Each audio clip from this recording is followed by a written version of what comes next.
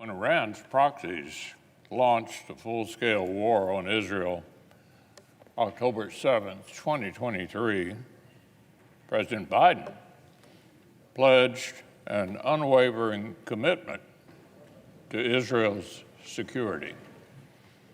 That was the right message in the moment, but as I warned publicly at the time, Israel needed more than just rhetorical solidarity. Like Ukraine, Israel needed precious time, space to maneuver, and material support to defeat a shared enemy. And yet, as in Ukraine, America's commitment has indeed wavered. Our support has not been ironclad. Instead, under the previous administration, American support was delayed, restricted, and paired with attempts to micromanage Israel's operations and even interfere with Israeli politics.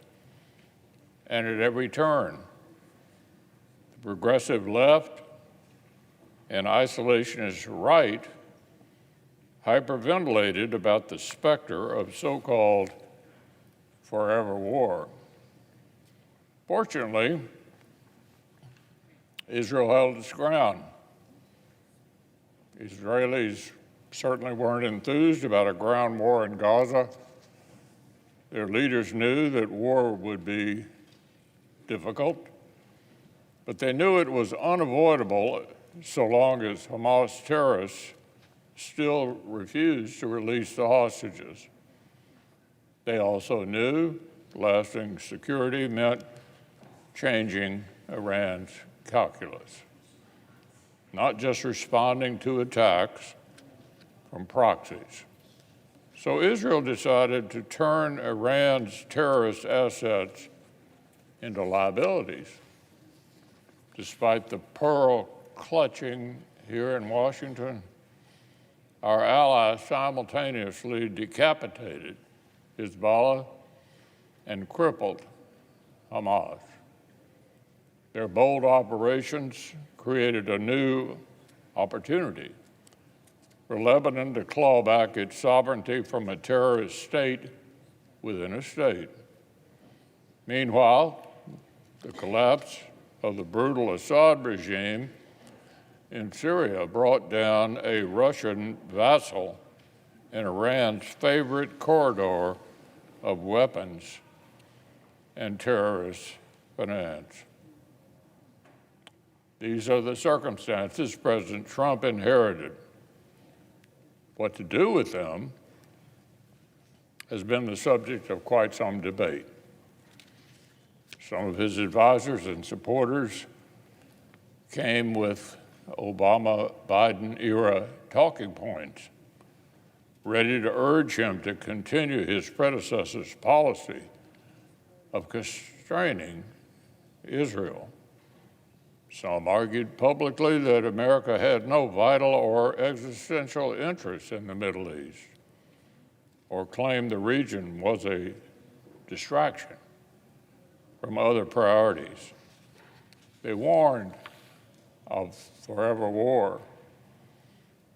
Some seemed to push for nuclear negotiations with parameters eerily similar to the nuclear deal the president withdrew from his first term. They even proposed Iran could keep enriching uranium until the president correctly quashed that idea. These mixed messages emboldened Iran and its proxies. After all, why give up if administration officials saw the Middle East as a little more than a distraction, or if they seem as fearful of restoring deterrence as the previous guys? So Hamas kept holding the hostages. The Houthis kept targeting Israel and Red Sea commerce. And the Islamic Republic kept marching toward a nuclear weapon. And in response, Israel took the next logical step to restore deterrence. Once again, innovative and decisive strikes destroyed Iran's air defenses and imposed immediate costs on Tehran. And leaders across Israel's politics stood united behind the daring operations.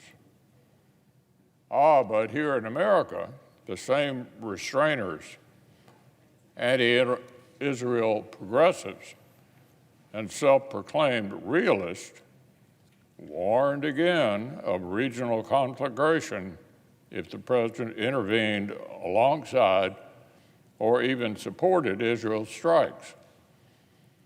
The president's his own director of national intelligence traveled to Hiroshima to record a bizarre video, not as a warning against Tehran's nuclear ambitions, but presumably against American or Israeli operations to blunt them. Now, fortunately, the president rejected the pleas of appeasers and isolationists. The strikes he ordered dealt a massive blow to Iran's nuclear program, bolstered American credibility, and strengthened U.S. and Israel leverage to end Iran's pursuit of nuclear weapons and its support for terrorism for good. Thanks to Israelis' historic efforts for more than a year and a half, Iran's ability to threaten regional stability is massively degraded. Not since before the Islamic Revolution has there been such an opportunity for America, Israel, and our Arab partners to reset regional dynamics on such favorable terms. Achieving it has required no large-scale deployment of U.S. ground forces. It required only supporting our friends. Israel is a close ally and a strategic asset, not a liability. And the strategic return on our investment in assisting Israel is incalculable. Standing with our Israeli friends offers a powerful lesson about American leadership, the value of alliances and partnerships, and the real nature of peace through strength. And this lesson extends far, far beyond the Middle East. If America refuses to apply it elsewhere, like Ukraine, we do so at grave risk to our own interests. But that's exactly what some in Washington seem to be doing. Congress recently learned that a senior DOD official conducted a review of DOD's security assistance efforts and, listen to this, concluded that the Ukraine Security Assistance Initiative, among other programs, was wasteful. This is a Republican administration panning a program created by the Republican Congress in 2015 to counter President Obama's toothless response to Russia's initial invasion of Ukraine. I'd like to see the analysis behind the administration's decision to zero out USAI in its fiscal 26 request. I'd like to hear them try to explain away the massive return on investment of America's security assistance to Ukraine and the previous lessons we've learned from our Ukrainian partners. Secretary of the Army has rightly called Ukraine, listen to this, the Silicon Valley of warfare. To his colleagues at the Pentagon, think this assessment is wrong, or do they just not think access to cutting-edge modern combat is valuable? Well, here's the truth. USAI and other security assistance efforts have helped us measurably address shortcomings in strategy, capabilities, production capacity that would have gone ignored until it was too late. It's an inconvenient reality for isolationists and restrainers, but for a tiny percent of our defense budget, we help the smaller military resist invasion by a vastly larger one and degrade a major U.S. adversary. As with Israel, Ukraine is fighting an adversary of the United States. Our support does not entangle us in a far-off foreign conflict. For Russia, Iran, China, and North Korea, America is the main enemy, the great Satan. If these adversaries beat our friends, the threat to America becomes 1,000 times greater. We should be grateful for friends so willing to defend our collective interests against common foes. Partnership with Ukraine is teaching us what modern warfare could mean for U.S. forces when they do face direct conflict. It has tested our assumptions about munitions, inventories, expenditure rates, electronic warfare, and the duration of conflict. Without Ukraine's experience with U.S. weapons, we would have been surprised to find some advanced systems quickly rendered inoperable on future battlefields.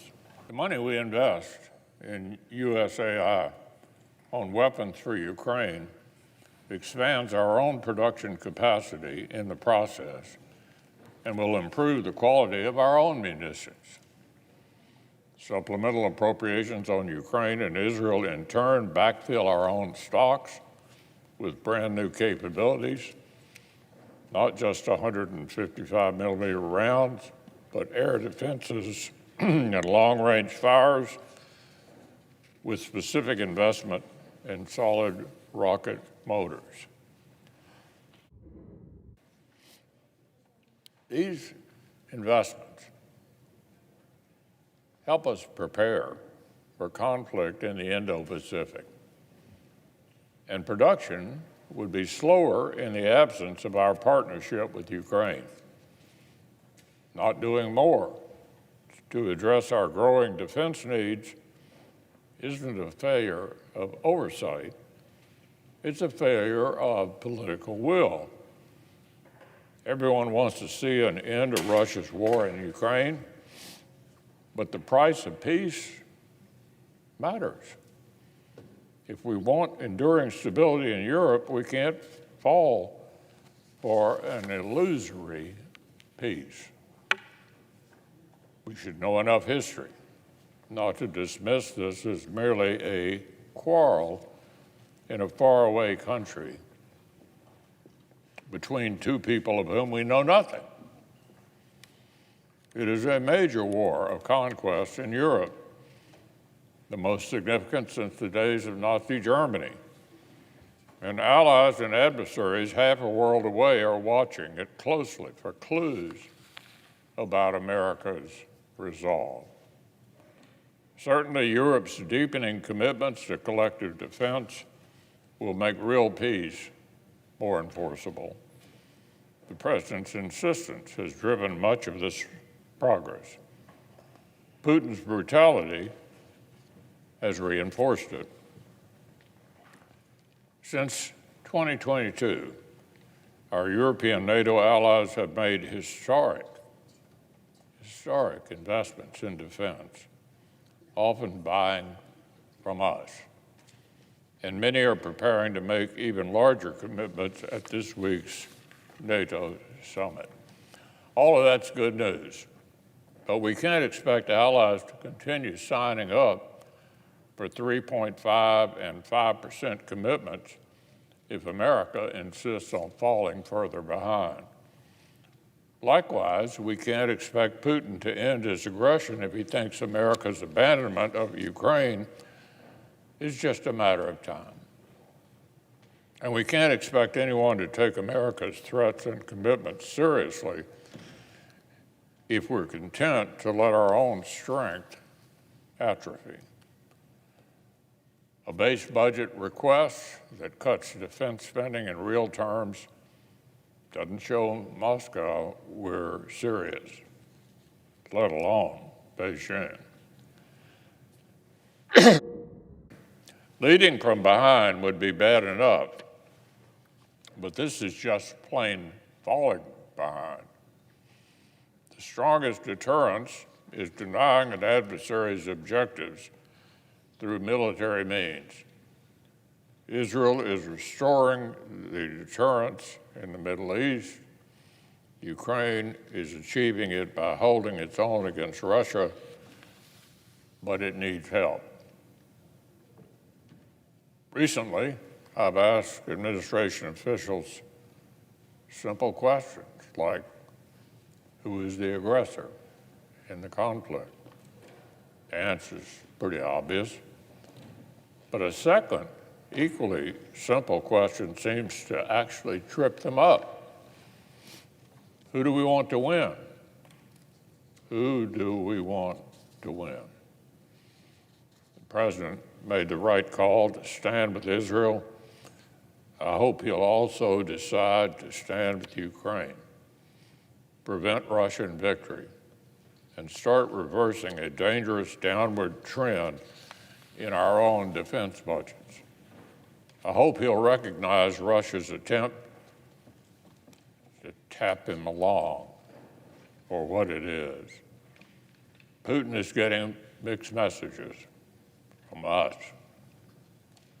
He thinks he has time. He believes the West is weak and divided. But the president, at very little cost, can shatter that illusion. It's time to impose sanctions, raise the price of Russia's aggression, redouble security assistance to Ukraine, and drive the Kremlin to seek peace. It's time for deterrence through denial. There's no surer path to a just and enduring peace. No better way to demonstrate that peace through strength actually means something.